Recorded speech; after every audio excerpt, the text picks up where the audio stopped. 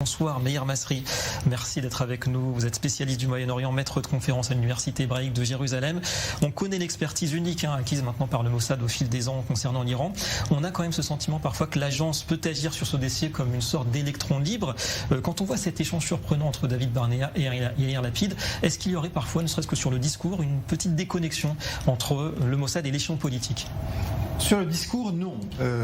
D'abord, j'ai envie de dire que c'est une déclaration malheureuse parce qu'elle manque de discrétion, parce que ce n'est pas le rôle du chef du Mossad de faire des déclarations de cette nature.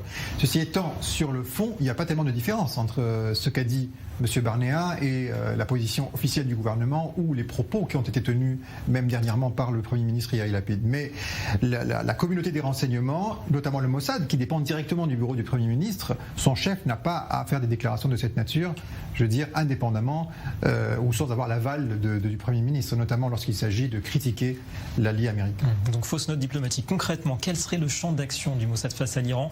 On se souvient qu'il y a quelques heures, Yossi Cohen, l'ancien patron du Mossad, justement, avait déclaré que le Mossad avait fait pas mal d'opérations, des dizaines peut-être, au cours des dernières années. Il y a une vraie liberté, Non, il n'y a pas aucune liberté. Israël est un état de droit. Les services de renseignement agissent conformément au règlement. C'est le Premier ministre qui prend les décisions en fin de compte. Il y a des recommandations qui viennent de la part de l'armée, de la part de la communauté des renseignements.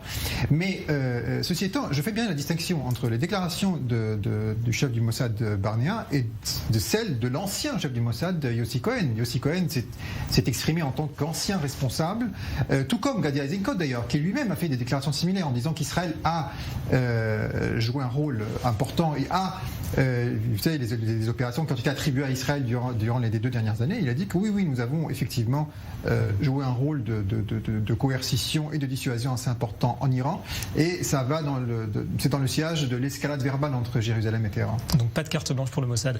Sur le fond du problème, Meir Masri, sur quels éléments y a-t-il aujourd'hui véritablement un désaccord, une friction visiblement entre la position israélienne vis-à-vis d'un accord 2.0 avec l'Iran et la position américaine ? Alors, il y a une convergence s'agissant de l'enjeu stratégique majeur, ça veut dire la volonté d'empêcher le régime iranien d'acquérir l'armement nucléaire. Néanmoins, il y a des différences sur le plan tactique. Je dirais qu'il y en a 2. La première, c'est que les Américains considèrent, avec les Européens, qu'un accord incomplet, provisoire, même mauvais, serait quand même meilleur à l'absence d'accord. Tandis que du point de vue israélien, il vaut mieux ne pas signer un accord plutôt. Et pourquoi ? Justement parce que ça ne sert à rien de signer un accord, même s'il est mauvais, même s'il est provisoire et tout, le régime iranien ne va pas le respecter. Puisque nous avons la preuve que les Iraniens ont bafoué complètement, et d'ailleurs aujourd'hui le président iranien a fait une déclaration assez intéressante où il disait que si les Américains ne renoncent pas à mettre en quarantaine le rapport de l'AIEA, eh bien il n'y aura pas de retour à l'accord de 2015. Donc c'est très grave. Ça veut dire que le régime iranien ne nie pas avoir violé ses engagements, ne nie pas avoir un programme nucléaire à caractère militaire, ce qu'il a jusque-là, c'est contraire à la charia, etc., etc. La position officielle iranienne, là aujourd'hui, c'est tout à fait différent.